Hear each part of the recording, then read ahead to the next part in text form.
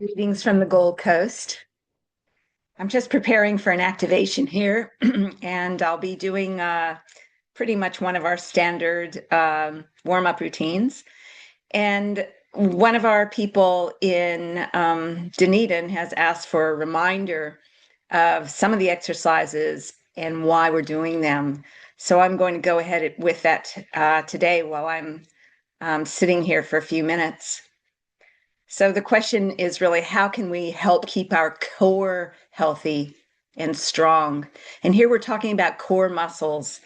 And generally, the core muscles refer to the abdominals, the deep spinal muscles, the pelvic floor, the diaphragm, but they also include the supporting muscles of the legs, like the glutes and the thighs.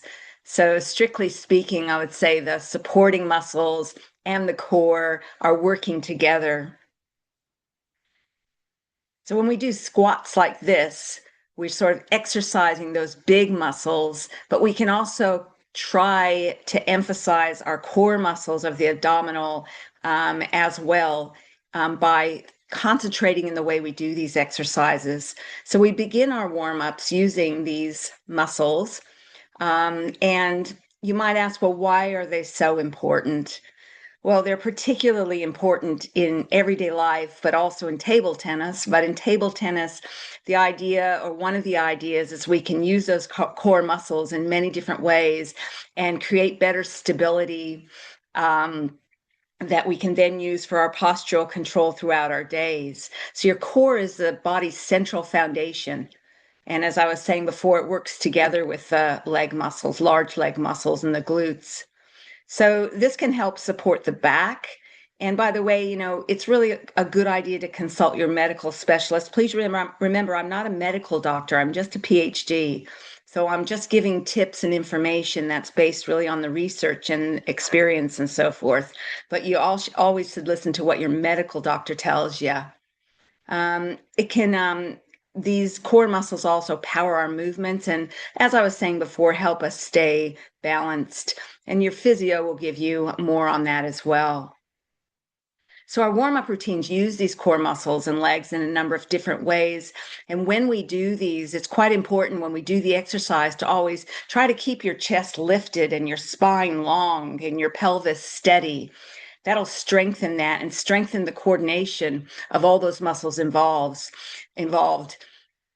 And in our warm-ups, we do bending our knees, like squats. We do lunges forwards. We sometimes add different things in combination, like we lunge forward and we do various sequences with our arms.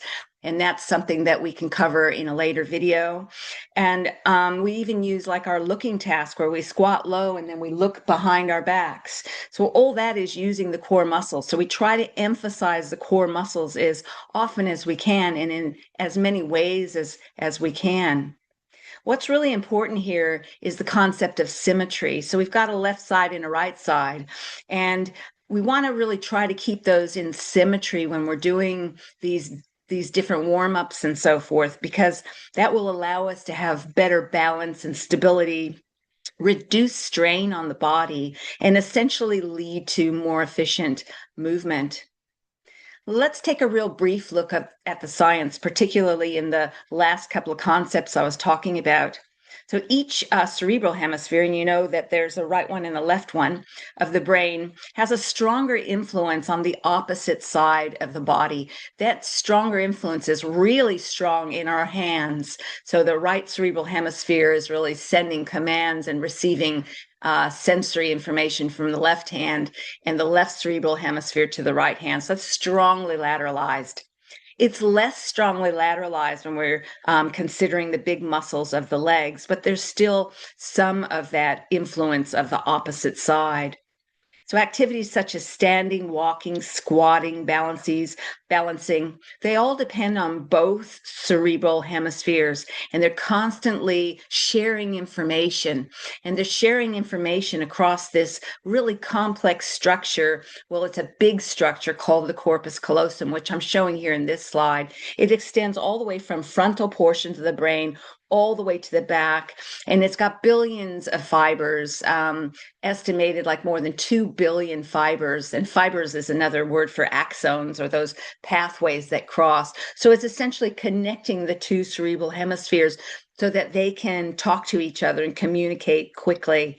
So that's what's happening, and that's essentially giving information to both sides of the brain. So we exercise those processes whenever we are doing something that is a motor task, like even our balance tasks. It's sending these surges of impulses to the brain, and the both sides of the brain are sort of talking to each other. So in doing these exercises and keeping in mind our core muscles during training, we're exercising both the body and the brain. And it's keeping us in better balance while also encouraging communication between our brain's cerebral hemispheres. Now, so far I've shown you a little bit about what we do in our warm-ups, but there's a lot of things that we would say off the table, meaning maybe in your own time, not at the practice, or you could do a few of them at the practice, that can help you to strengthen those core muscles. So I wanted to tell you some of those as well if you haven't seen those already. Now, this is AI generated, and AI generated can only do so many things.